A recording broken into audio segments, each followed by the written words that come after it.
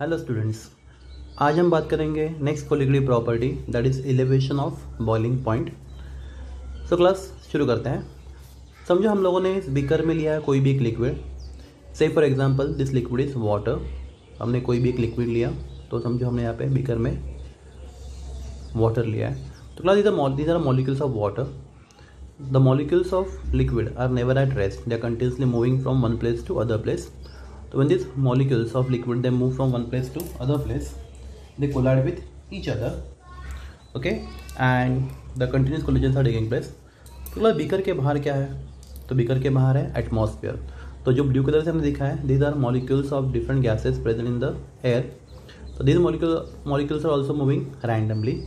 So these molecules of air, when they move randomly from one place to other place, they collide on the surface of the liquid. Okay, and these molecules of air, when they collide on the surface of the liquid, they exert the pressure. We call that pressure as the atmospheric pressure. तो class symbol for atmospheric pressure ATM, तो unit है pressure का atmosphere. तो समझो जो pressure exert हो रहा है because of the molecules of the air, वो है 1 एटमॉस्फेयर।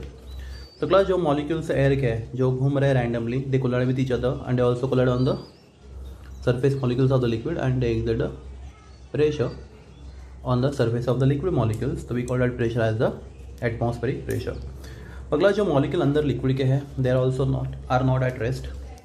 सो जो मॉलिक्यूल सरफेस पे है उनके पास हाई काइनेटिक एनर्जी है compare to molecule in the bulk. Okay, and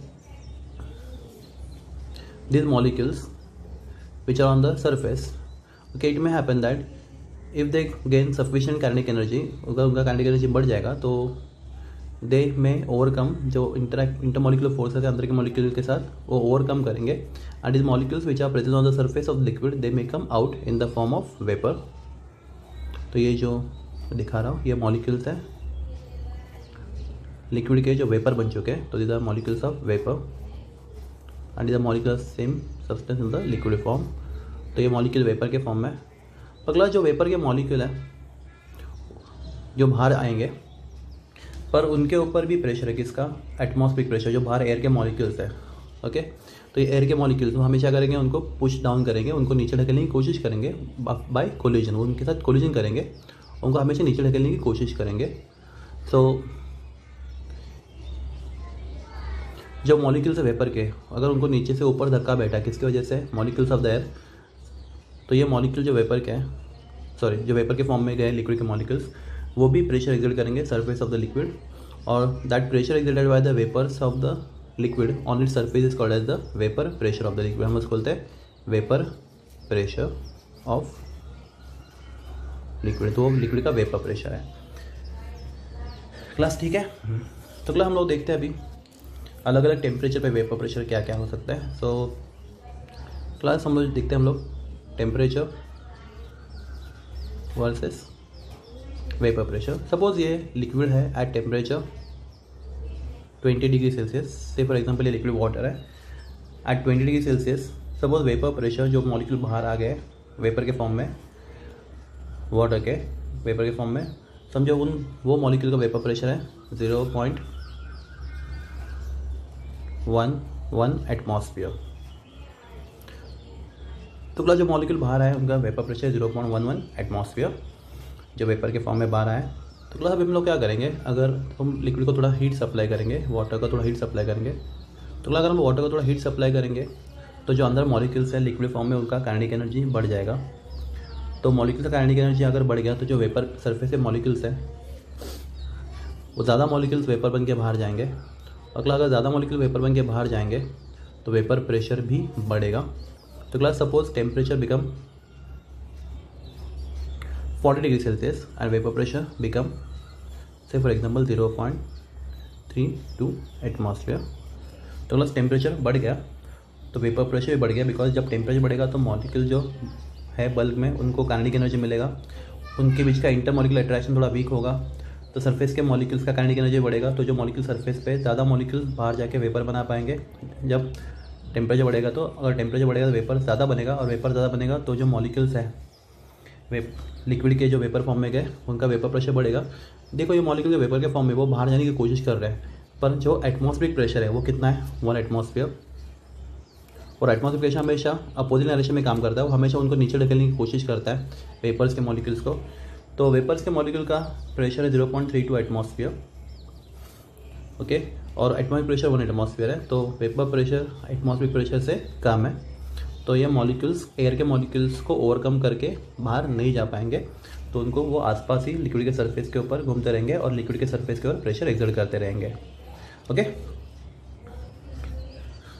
तो क्लास अगर हम लोग फर्दर हीट ज़्यादा सप्लाई करते हैं और समझो टेम्परेचर होता है 70 डिग्री सेल्सियस, तो क्लास 70 डिग्री सेल्सियस पे इंटरेक्शन और भी वीक हो जाएंगे, सरफेस के मॉलिक्यूल्स और भी ज़्यादा वेपर बन पाएंगे, और ज़्यादा मॉलिक्यूल वेपर बन पाएंगे तो और मॉलिक्यूल्स बाहर वेपर के फॉर्म में आएंगे, और क्लास और मॉलिक्यूल ज़्यादा वेपर के फॉर्म में आएंगे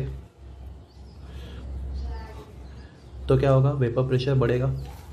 तो वेपर प्रेशर बढ़ेगा, समझो वेपर प्रेशर अभी है 0.76 एटमॉस्फेयर, तो फॉर एग्जांपल तो वेपर प्रेशर कितना हो गया 0.76 एटमॉस्फेयर जब टेम्परेचर और बढ़ गया।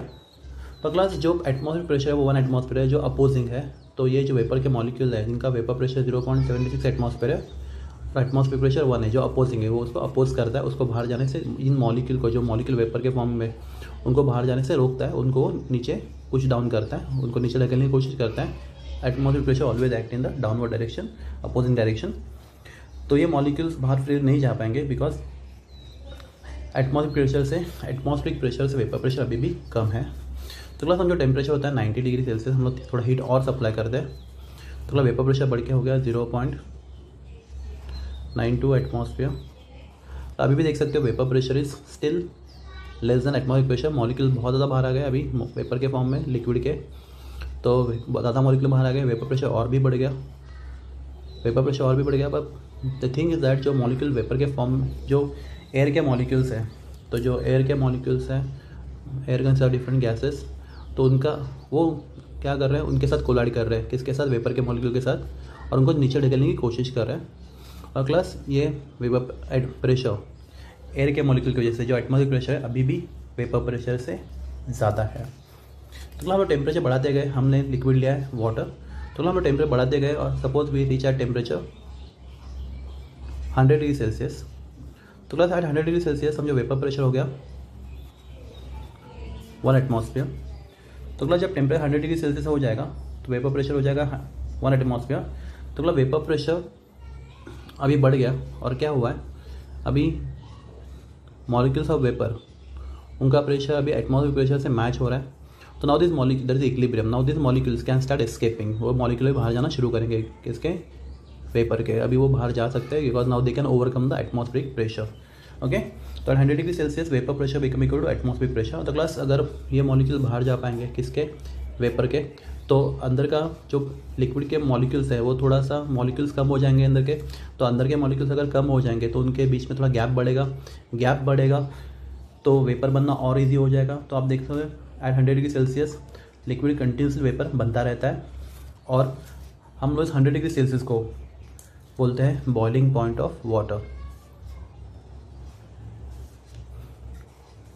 तो class boiling point of water is the temperature at which vapor pressure of water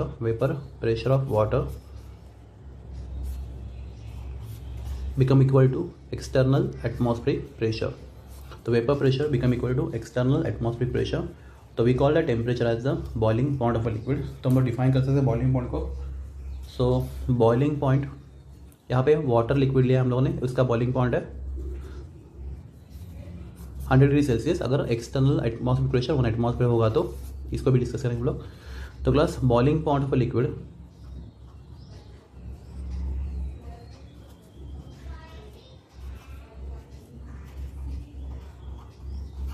is the temperature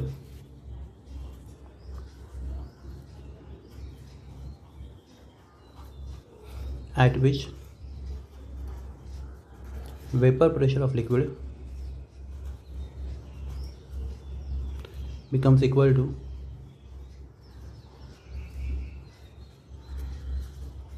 external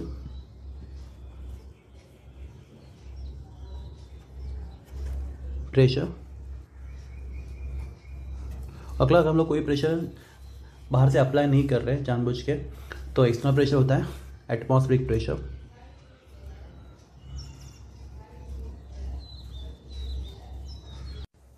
okay class, तो क्लास समझो इस फर्स्ट बीकर में हमारे पास वाटर है एट रूम टेम्परेचर, और एक्सटर्नल प्रेशर है।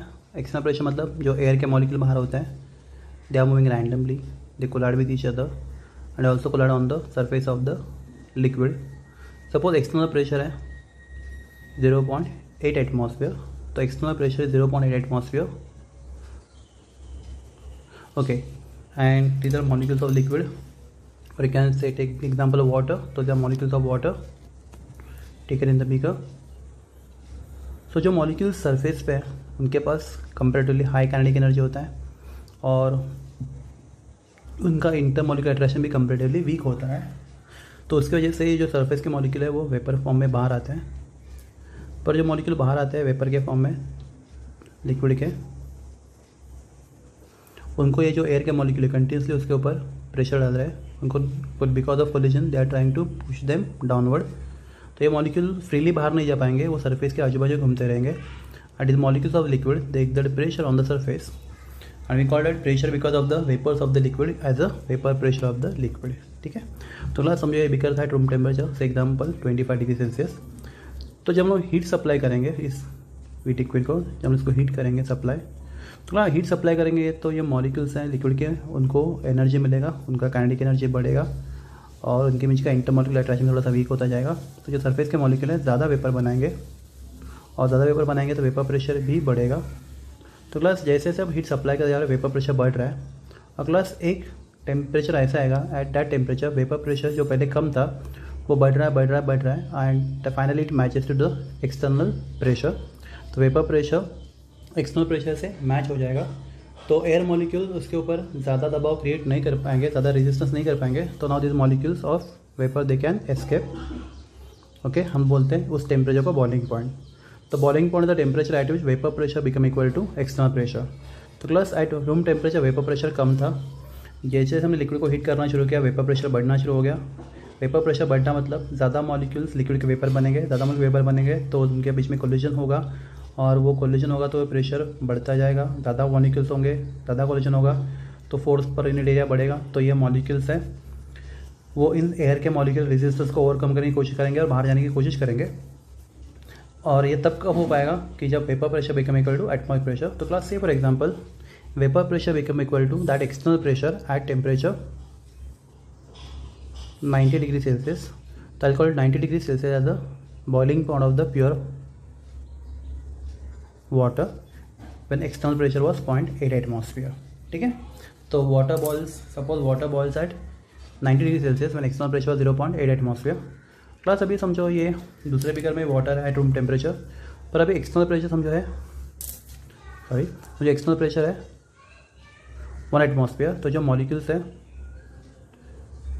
एयर के उनका हमने प्रेशर बढ़ा दिया, एक्सटर्नल प्रेशर ज़्यादा कर दिया, ज़्यादा मॉलिक्यूल लेंगे उनका काइनेटिक एनर्जी ज़्यादा होगा एयर के मॉलिक्यूल्स का। तो एक्सटर्नल प्रेशर अगर ज़्यादा होगा तो वो ज़्यादा दबाव डालेंगे लिक्विड के सरफेस के ऊपर। तो अभी हमने एक्सटर्नल प्रेशर बढ़ा दिया ना, समझो एक्सटर्नल प्रेशर इज़ 1 एटमॉस्फेयर। तो at sea level mostly external pressure 1 atmosphere होता है। तो क्लास ये जो मॉलिक्यूल है अभी एक्सटर्नल प्रेशर बढ़ गया तो लिक्विड के मॉलिक्यूल को वेपर बनना और मुश्किल हो जाएगा। तो जो लिक्विड के वेपर मॉलिक्यूल बनेंगे थोड़े कम बनेंगे, और दूसरी बात उनको कोलिजन बहुत ज़्यादा स्पीड से मिलेगा from the external molecules of the air. तो उनको वेपर बनना, उनको उन वेपर को बाहर एक्सकेप होना ज़्यादा इजी नहीं है, तो वो सरफेस के आजू बाजू घूमते रहेंगे और सरफेस के ऊपर प्रेशर एक्सर्ट करते रहेंगे। हम उसको वापस बोलते हैं vapour pressure. Pressure exerted by the vapours of the liquid on the surface of the liquid is called as the vapour pressure. तो हम लोग क्या करेंगे, यहाँ पे हीट सप्लाई करना शुरू करेंगे। तो हीट सप्लाई करना शुरू करेंगे लिक्विड को, तो जैसे हीट सप्लाई करेंगे मॉलिक्यूल्स का काइनेटिक एनर्जी बढ़ेगा। काइनेटिक एनर्जी बढ़ेगा तो ज़्यादा मॉलिक्यूल वेपर बन पाएंगे, ज़्यादा मॉलिक्यूल वेपर बनेंगे तो वेपर प्रेशर बढ़ेगा।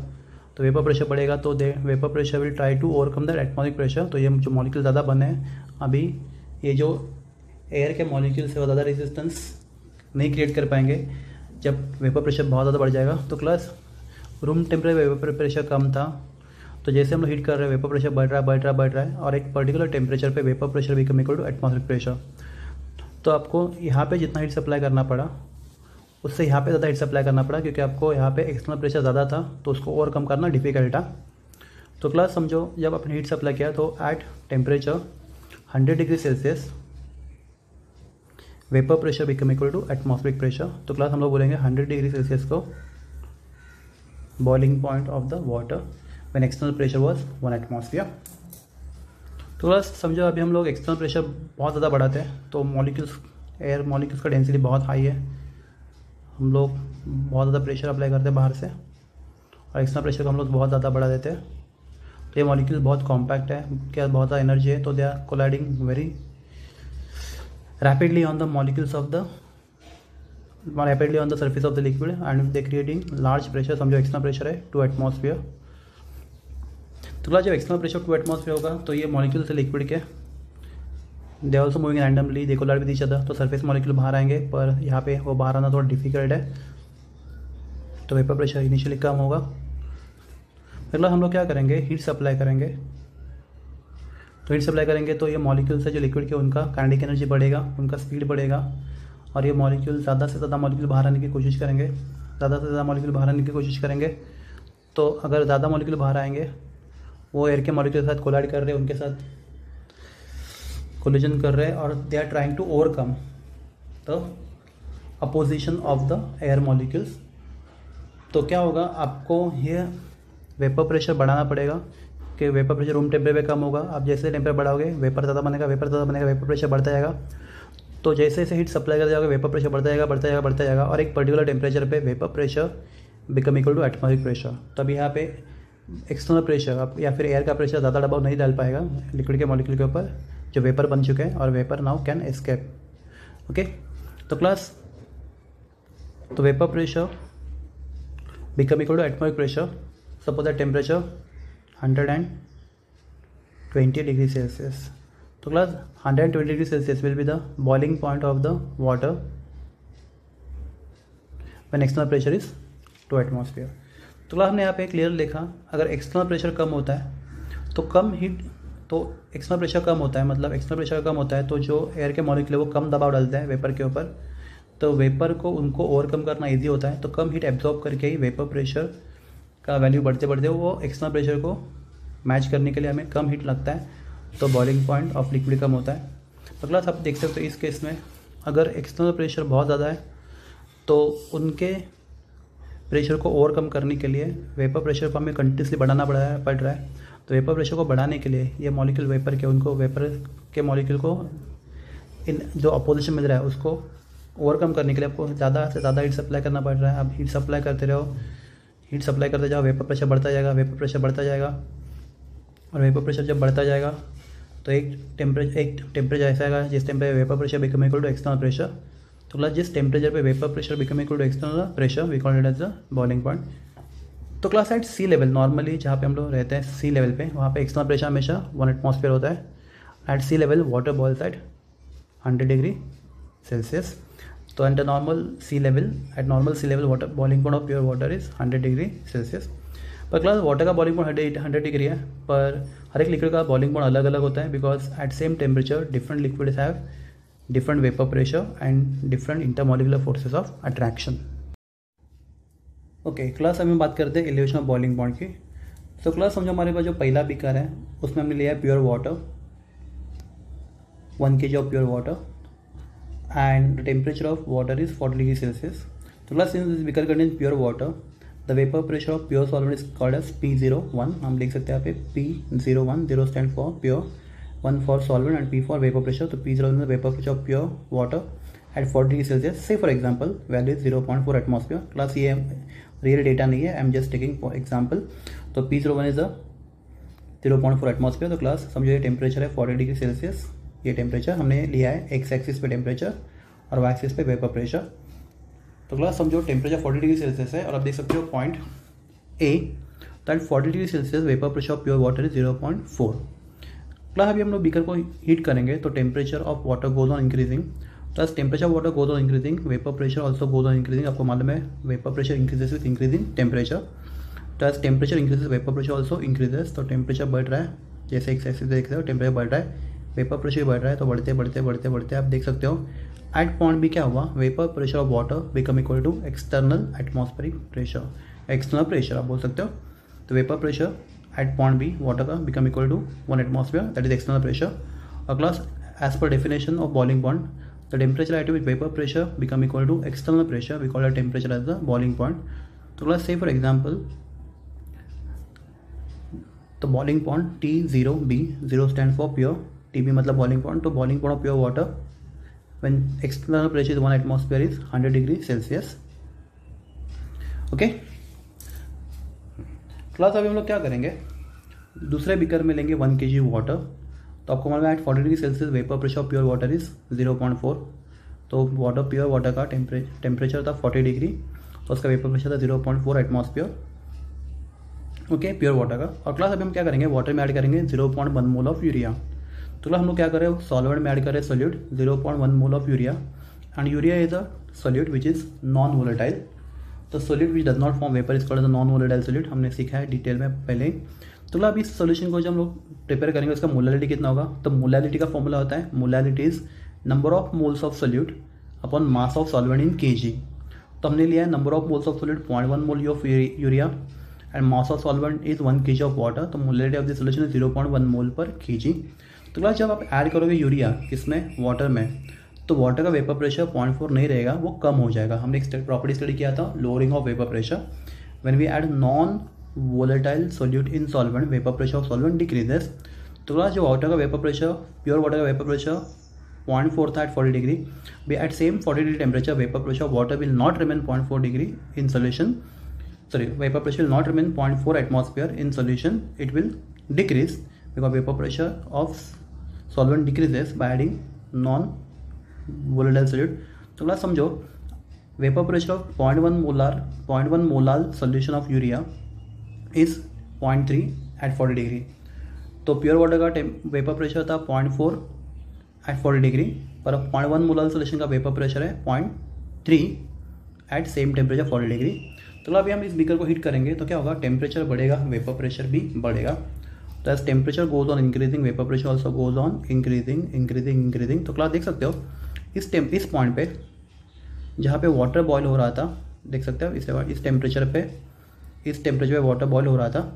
तो क्लास इस टेम्परेचर पे ये सोल्यूशन बॉयल नहीं होगा, बिकॉज अभी भी इस टेम्परेचर पे vapour pressure is less than 1 atmosphere. Clear देख सकते हो, वेपर प्रेशर भी 1 एटमॉस्फेयर से कम है। आप देख सकते हो at this temperature vapour pressure is less than 1 atmosphere. तो इस टेम्परेचर पे सोल्यूशन बॉयल नहीं होगा। तो हम सोल्यूशन को थोड़ा और हीट करेंगे तो वेपर प्रेशर बढ़ता जाएगा, और सपोज सोल्यूशन का vapour pressure become equal to external atmospheric pressure at this point D. तो क्लास समझो this point D is the boiling point of 0.1 molar solution. तो class I call it TB। तो समझो the boiling point of 0.1 molar solution is 100.1। आप देख सकते हो pure water से 0.1 मोलर सोल्यूशन का बॉइलिंग पॉइंट ज़्यादा है, तो बॉइलिंग पॉइंट बढ़ गया bye adding non volatile solute in solvent. Okay class अब ये काम करते हैं, हम लोग तीसरा भी कर लेते हैं। उसमें हम प्योर वाटर लेते हैं एट 40 डिग्री सेल्सियस। तो at 40 degree Celsius vapour pressure of pure water is 40 degree, vapour pressure of pure water is 0.4 atmosphere. Okay अभी हम उसमें ऐड करते हैं 0.2 मोल ऑफ यूरिया। तो आपको मालूम है when urea is a non volatile solute and when we add non volatile solute in solvent vapour pressure decreases. तो क्लास हमने यहाँ पे भी यूरिया ऐड किया था, पर हमने यहाँ पे 0.1 मोल ऐड किया तो वेपर प्रेशर 0.4 से 0.3 हो गया। पर हमने यहाँ पे 0.2 मोल यूरिया ऐड किया तो वेपर प्रेशर 0.4 से अभी 0.2 हो जाएगा, because it is a colligative property. तो lowering of vapour pressure P01 minus P1।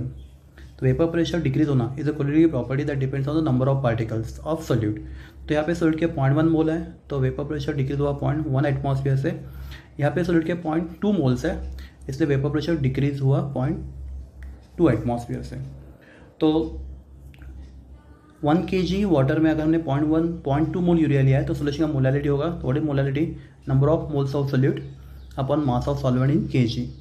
तो number of moles of solute है 0.2 and mass of solvent kg में है 1, तो 0.2 upon 1 will be 0.2 mole per kg। तो क्लास हमारे पास ये है 0.2 मोलर सोल्यूशन ऑफ यूरिया। तो class at 40 degree Celsius vapour pressure of 0.2 molar solution of urea is 0.2 atmosphere. देख सकते हो टेम्परेचर इज 40, ये टेम्परेचर 40 डिग्री है। At this temperature vapour pressure of 0.2 molar urea solution is 0.2 2 atmosphere. तो अगर हम इस सॉल्यूशन को हीट करेंगे तो temperature goes on increasing, vapour pressure also goes on increasing. तो आप देख सकते हो कि इस टेम्परेचर पे जहाँ पे वाटर बॉयल हो रहा था, यहाँ पे सॉल्यूशन बॉयल नहीं होगा बिकॉज का वेपर प्रेशर 1 एटमॉस्फेयर से कम है। देख सकते हो 0.5 के आसपास दिख रहा है आपको। तो प्लस अगर हम इसको थोड़ा और हीट करेंगे तो वेपर प्रेशर और बढ़ेगा। तो अभी भी वेपर प्रेशर 1 एटमॉस्फेयर से कम है। तो हम तो इसको थोड़ा और हीट करेंगे तो आप देख सकते हो at this temperature, at this point vapour pressure become equal to 1 atmosphere. तो plus that point F is the boiling point of 0.2 molar solution of urea। तो class let us call TB dash and at value 100.2 degree. आप देख सकते हो कि pure water boils at 100 degree Celsius, 0.1 molar solution boils at 100.1 degree Celsius and 0.2 molar solution boils at 100.2 degree Celsius. Okay, तो आप देख रहे हो जैसे इसमें कॉन्सेंट्रेशन बढ़ रहा है, मोलैलिटी बढ़ रहा है, बॉइलिंग पॉइंट भी बढ़ रहा है। तो क्लास हम बोल सकते हैं कि ये प्योर सॉल्वेंट है और ये 0.1 मोलर सोल्यूशन है। तो 0.1 मोलर सोल्यूशन के लिए लोअरिंग ऑफ वेपर प्रेशर तो देख सकते हो 0.4 0.3 हो गया। तो lowering of vapour pressure P01 minus P1 minus P1। आप देख सकते हो अगर सोल्यूशन 0.1 मोलर है तो दैट 0.4 बिकम 0.3। तो ये है 0.1 atmosphere when solution has molality 0.1 molal. Class similarly आप बोल सकते हो कि जब सोल्यूशन का मोलालिटी 0.2 मोलाल है, जब सोल्यूशन का मोलालिटी 0.2 मोलाल है तो चेंज इन वेपर प्रेशर है P01 माइनस P1। देख सकते हो P01 तो vapour pressure pure water is 0.4 at 40 degree and vapour pressure 0.2 molar solution is 0.2 at same temperature 40 degree. तो P01 minus P1 that is lowering of vapour pressure है 0.2 atmosphere. कैसे आया ये 0.4 minus 0.2 तो 0.2 atmosphere when solution was 0.2 molal. Class ठीक है। तो class अगर सोल्यूशन 0.1 मोलाल है, अब प्योर वाटर में सोल्यूट ऐड करके 0.1 मोलाल सोल्यूशन बनाते हो तो वेपर प्रेशर चेंजेस बाय 0.1। और अब सॉल्वेंट में सोल्यूट ऐड करके सोल्यूशन बनाते हो 0.2 मोलर तो vapour pressure changes by 0.2 atmosphere. तो क्लास ये देख के बोल सकते हैं आप the change in vapour pressure is 0.1 atmosphere when molarity is 0.1। The change in vapour pressure is 0.2 atmosphere when molarity is 0.2 molar. तो class can I make a statement change in vapour pressure is directly proportional to molality. आप बोल सकते हो change in vapour pressure is directly proportional to molality. Okay class और एक चीज़ देख सकते हैं हम लोग यहाँ पे, अगर चेंज इन वेपर प्रेशर है 0.4 बिकम 0.3 तो मैं लिख सकता हूँ P01 माइनस P1। तो 0.4 माइनस 0.3 कितना है ये 0.1 एटमॉस्फेयर। तो जब change in vapour pressure 0.1 atmosphere है तो चेंज इन बॉइलिंग पॉइंट तो delta TB change in boiling point कितना है देख सकते हैं आप 100.1 माइनस 100 मतलब कितना है 0.1 है, बराबर है। पर क्लास जब change in vapour pressure P01 minus P1 जब 0.2 है 0.4 बिकम 0.2 तो चेंज इन वेपर प्रेशर जब 0.4 से 0.2 हो गया मतलब change in vapour pressure 0.2 atmosphere है। तो चेंज इन बॉइलिंग पॉइंट 100 से 100.2 है।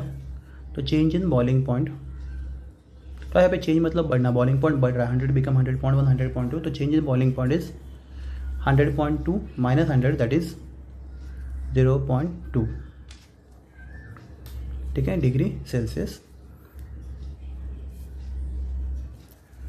तो क्लास आप बोल सकते हो कि अगर वेपर प्रेशर में डिफरेंस कम है तो बॉइलिंग पॉइंट में चेंज भी कम आएगा, पर वेपर प्रेशर में डिफरेंस ज़्यादा है तो बॉइलिंग पॉइंट में चेंज भी ज़्यादा आएगा।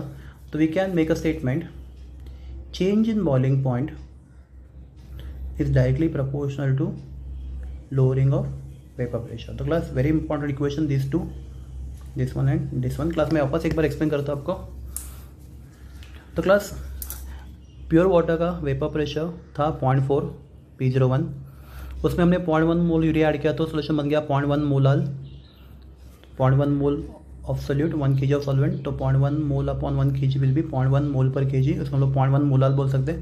तो हमने जब 0.1 मोलाल सोल्यूशन बना दिया तो वेपर प्रेशर 0.4 से 0.3 हो गया, आप देख सकते हो। तो वेपर प्रेशर 0.4 था एट पॉइंट है, तो जब हमने सोल्यूशन बना दिया तो वेपर प्रेशर अभी वही नहीं रहा, तो vapour pressure of water change हो गया, 0.3 हो गया, तो 0.4 बिकम 0.3। तो change in vapour pressure 0.4 minus 0.3 that is equal to 0.1 atmosphere. Okay class, अगर हम लोगों ने 0.2 मोलर सोल्यूशन बना दिया, तो हमने वाटर लिया प्योर जिसका वेपर प्रेशर था 0.4 एट 40 डिग्री सेल्सियस, पर हमने वाटर में ऐड किया 0.2 मोल ऑफ यूरिया। तो क्लास, जब हम लोग 0.2 मोल ऑफ यूरिया ऐड करेंगे तो molality is number of moles of solute upon mass of solid in KG. तो 0.2 mole upon 1 kg that is 0.2 mole per kg is the molality of solution. तो आप देख सकते हो at same temperature 40 degree Celsius, at this temperature molality of for 0.2 molar solution vapour pressure अभी water vapour pressure 0.4 से 0.2 हो गया, because हमें मालूम है कि when we add non volatile solute in solvent vapour pressure decreases. और क्लास, जितना सोल्यूट ज़्यादा ऐड करोगे उतना वेपर प्रेशर डिक्रीज ज़्यादा होगा। तो क्लास, यहाँ पे हमने 0.1 मोल यूरिया ऐड किया तो वेपर प्रेशर 0.4 से 0.3 हो गया था। तो हमने यहाँ पे double quantity of urea add किया तो वेपर प्रेशर 0.4 से 0.2 हो गया। तो यहाँ पे 0.1 से वेपर प्रेशर चेंज हुआ, तो यहाँ पे वेपर प्रेशर 0.2 से चेंज हुआ। तो आप क्लियरली देख सकते हो यहाँ पे कि अगर आप मोलैलिटी बढ़ा रहे हो तो ये डिफरेंस भी बढ़ रहा है। तो I can make a statement, lowering of vapour pressure is directly proportional to molality. Class ठीक है? ओके, सिमिलरली क्लास आप देख सकते हो कि अगर वेपर प्रेशर 0.1 से चेंज हो रहा है, 0.4 बिकम 0.3, तो वेपर प्रेशर का 0.1 से चेंज हो रहा है तो बॉइलिंग पॉइंट का चेंज, तो this is change in boiling point, right. Pure water boils at 100, 0.1 molar solution boils at 100.1, तो ये बॉइलिंग पॉइंट चेंज हुआ 0.1 से। अगर वेपर प्रेशर चेंज है 0.1 से, तो अगर वेपर प्रेशर चेंज है 0.2 से, तो 0.4 अगर 0.2 बनता है और 0.2 मोलर सोल्यूशन, तो अगर वेपर प्रेशर 0.2 से चेंज हो रहा है तो बॉइलिंग पॉइंट का चेंज भी आप देखते हो 100 बिकम 100.2, तो बॉइलिंग पॉइंट का चेंज भी 0.2 से है। तो class, I can say change in boiling point is directly proportional to change in vapour pressure. Less change in vapour pressure, less change in boiling point, more change in vapour pressure, more change in boiling point. तो class, P01 proportional to small m, delta dB proportional to P01 minus P1. Class, what P01 minus P1 is called as lowering of vapor pressure is directly proportional to molarity। तो जैसे जैसे molality बढ़ाते जाओगे lowering of vapour pressure बढ़ता जाएगा, और class जैसे जैसे लोअरिंग ऑफ वेपर प्रेशर बढ़ता जाएगा बॉइलिंग पॉइंट भी बढ़ता जाएगा। जितना वेपर प्रेशर में डिफरेंस ज़्यादा आएगा उतना बॉइलिंग पॉइंट में डिफरेंस भी ज़्यादा आएगा। तो क्लास, अगर ये दो इक्वेशन हम लोग कंबाइन करते हैं, ये वाला और ये वाला अगर हम लोग कंबाइन करते हैं, ये इक्वेशन और इक्वेशन, तो हम लोग लिख सकते हैं कि delta TB is directly proportional to m, delta TB is directly proportional। तो class, A proportional to B, B proportional to C, तो you can say A proportional to C। तो ठीक है, हम बोल सकते हैं कि अगर ये इसको प्रोपोर्शनल है और ये इसको प्रोपोर्शनल, तो हम बोल सकते हैं ये इसको प्रोपोर्शनल है। तो delta TB is directly proportional to m। तो class, what delta TB is? Delta TB is the change in boiling point. और क्लास, यहाँ पे चेंज मतलब क्या हो रहा है? बॉइलिंग पॉइंट बढ़ रहा है, कम हो रहा है। तो 100 become 100.1 when we add 0.1 mole urea, 100 become 100.2 when we add 0.2 mole of urea, तो बॉइलिंग पॉइंट बढ़ रहा है। तो क्लास, तो चेंज को हम लोग यूज़ करते हैं वर्ड एलिवेशन। एलिवेशन मतलब बॉइलिंग पॉइंट बढ़ना। तो जो चेंज है डेल्टा TB मतलब बॉइलिंग पॉइंट क्या हो रहा है? बढ़ रहा है by adding non volatile solute. Okay, come back to topic. So class, अगर हम लोग डेल्टा बोलते हैं delta TB is directly proportional to m, small m, तो if you remove this proportional sign delta TB will be some constant k into small m। तो constant k है boiling point के लिए, इसलिए उसको बोलते हैं KB। तो KB is constant for elevation of boiling point. तो क्लास, ये कांस्टेंट को एक्सपेरिमेंटली फाइंड करने के लिए जो इंस्ट्रूमेंट यूज होता है उसको बोलते हैं इबिलोस्कोप। तो KB का नाम होता है इबिलोस्कोपिक कांस्टेंट, EBULLIOSCOPIC। तो ebullioscope is instrument to find the value of KB। तो KB is called ebullioscopic constant. तो KB is called the ebullioscopic constant. And class, value of KB depends only on nature of solvent and not nature of solute. आप कोई भी solute लो, value of KB change नहीं होगा। तो value of KB change होगा अगर आप सॉल्वेंट चेंज कर रहे हो। तो KB is called as ebullioscopic constant. उसका और एक नाम होता है, सिंपल नाम, मोलाल एलिवेशन।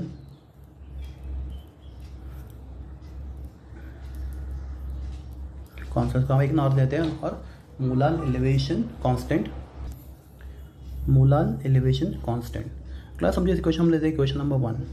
क्लास अगर आपको केबी का यूनिट फाइंड करना है तो क्लास केबी, इसको अरेंज करें तो KB is equal to delta TB upon small M. तो class change in boiling point, तो क्लास पहले बॉइलिंग पॉइंट 100 डिग्री था, अभी 100.1 हो गया, तो change in boiling point 100.1 minus 100 degree Celsius, तो change in boiling point unit degree Celsius. अगला मोलारिटी का यूनिट होता है मोल पर केजी, तो क्लास ये यूनिट हम लोग लिखेंगे डिग्री सेल्सियस, केजी पर केजी ऊपर आएगा तो केजी बन जाएगा, एंड मोल ऊपर जाएगा तो पर मोल बन जाएगा, तो डिग्री सेल्सियस केजी पर मोल। क्लास एक इंटरेस्टिंग चीज़ देखो, अगर टेम्परेचर 100 डिग्री सेल्सियस है और वो बढ़ के 100.1 हो गया, तो बॉइलिंग पॉइंट 100 डिग्री था, अभी सॉलिड ऐड किया तो 100.1 हो गया, तो class change in boiling point was 100.1 minus 100, that will be 0.1 degree Celsius.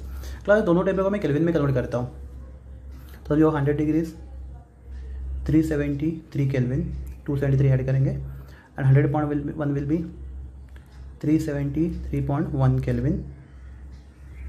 तो डिफरेंस ऑफ टेम्परेचर कितना आएगा यहाँ पे, तो डेल्टा टीबी कितना आएगा, तो 373.1 माइनस 370 मतलब 0.1 केल्विन आएगा। तो क्लास डिफरेंस ऑफ टेम्परेचर आप डिग्री में लो या केल्विन में लो, डिफरेंस सेम ही आता है। तो क्लास ये जो यूनिट है डिग्री सेल्सियस केजी पर मोल, आप इसको लिख सकते हो केल्विन केजी पर मोल। तो क्लास वैल्यू केल्विन केजी पर मोल में हो या फिर डिग्री सेल्सियस केजी पर मोल में हो, उसका दोनों वैल्यू सेम ही आएगा, बिकॉज टेम्परेचर डिफरेंस आप डिग्री में फाइंड करो या फिर केल्विन में फाइंड करो, डिफरेंस ऑफ टेम्परेचर हमेशा सेम ही होता है। तो क्लास अगर आपको दिया रहेगा न्यूमेरिकल्स में वैल्यू ऑफ केबी, समझो 0.52 डिग्री सेल्सियस केजी पर मोल, तो जब उसको केल्विन लिखोगे तो वैल्यू वही होगा 0.52 केल्विन केजी पर मोल। आप उसको कन्वर्ट करोगे तो कुछ चेंजेस नहीं आएगा, बिकॉज जो टेम्परेचर चेंज डिग्री में होता है उतना टेम्परेचर चेंज केल्विन में भी होता है। I hope you understand this. Okay class को भी बोलता है हम लोग केबी को डिफाइन करो। अगर केबी को डिफाइन करने के लिए कंडीशन ला लेंगे, let small m is equal to 1 mole per KG. तो क्लास अगर मोलैरिटी आप लोगे 1 मोल पर केजी, तो इफ आई पुट 1 हियर, तो उस केस में if I put value of molarity 1 mole, तो delta TB is equal to KB. तो हम लोग केबी को बोल सकते हैं एलिवेशन ऑफ, केबी को बोल सकते हैं हम लोग elevation of boiling point produce for 1 molar solution. अगर आपका सोल्यूशन 1 मोलार होगा तो 1 मोलार सोल्यूशन जितना elevation of boiling point produce करता है, that is value of KB. तो KB is elevation of boiling point produce for 1 molar solution. Plus final देखेंगे छोटा सा part, relation between elevation of boiling point and molar mass of solid. तो relation between elevation of boiling point and molar mass of solid. तो class relation between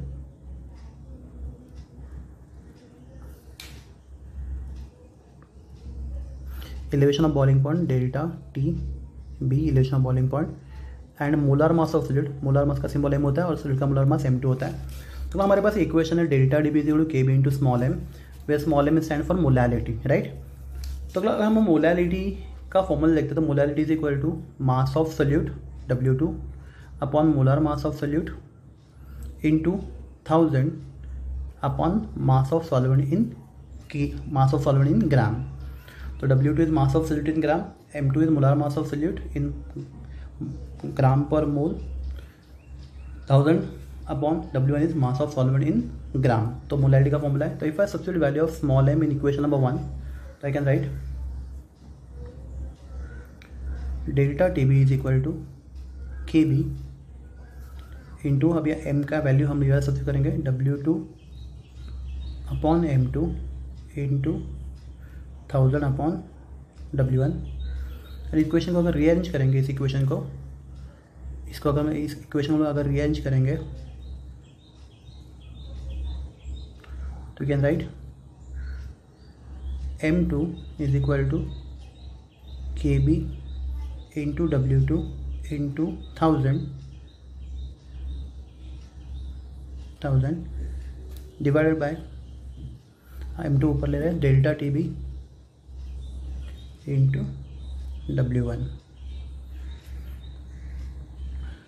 तो M2 is equal to KB into W2 into 1000 delta DB into W1 class W2 stand for mass of solute, W1 stand for mass of solvent, delta DB is elevation of boiling point, M2 is the molar mass of solute. तो this is relation between molar mass of solute and elevation of boiling point. Class में एक बार वापस बताता हूँ, यहाँ पे जो constant KB it depends only on nature of solvent and not nature of solute. तो क्लास अगर आप पानी लोगे, उसमें ग्लूकोज डिजोल्व करोगे और पानी लोगे और इसमें यूरिया डिजोल्व करोगे, तो आपका सॉल्वेंट वाटर है, तो value of KB will be same. अगर आप सॉल्यूट ग्लूकोज लोगे या फिर सॉल्यूट यूरिया लोगे, फ़र्क नहीं पड़ेगा, value of KB will be same. तो for water value of KB is 0.52 kelvin kg per मोल। तो क्लास अगर आपका सॉल्वेंट वाटर है तो सॉल्वेंट में ग्लूकोज डिजोल्व किया है या फिर यूरिया डिजोल्व किया है, KB का चेंज नहीं होगा। पर क्लास अगर हम लोग दो बीकर में, एक बीकर में डिजोल्व करते हैं, एक बीकर में लेते हैं वाटर, उसमें डिजोल्व करते हैं यूरिया, और दूसरे बीकर में लेते हैं हम लोग बेंजीन और उसमें कोई दूसरा सॉल्यूट ऐड करते हैं, या फिर समझो यूरिया डिजोल्व करते हैं, कोशिश करते हैं, देखते हैं यूरिया डिजोल्व होता है नहीं बेंजीन में, ठीक है, एज्यूम करते हैं होता है।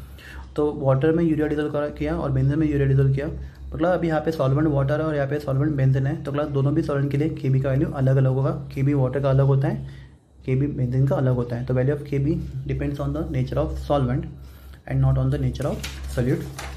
तो क्लास तो KB के लिए फॉर्मूला होता है KB is equal to R बोलता है universal gas constant, into M1 stand for molar mass of solvent, into TB 0 square मतलब boiling point of pure solvent divided by 1000 into enthalpy of vaporisation of solvent. Class this enthalpy of vaporisation will learn in chapter thermodynamics. Enthalpy of vaporisation of solvent मतलब 1 mole solvent को liquid state से पूरा vapour set में ले जाने के लिए जितना एनर्जी लगता है, that is called the enthalpy of vaporisation. तो आप देख सकते हैं इस फॉर्मूला में किधर भी सोल्यूट इन्वॉल्व नहीं है। तो यहाँ पे R is universal gas constant, M1 is molar mass of solvent, TB 0 मतलब सॉल्वेंट का बॉइलिंग पॉइंट, प्योर सॉल्वेंट का बॉइलिंग पॉइंट, TB 0 का square 1000 and enthalpy of vaporisation of solvent. तो class since value of KB does not include anything related to solute, the value of KB depends only on the nature of solvent and not on nature of solute. Thank you.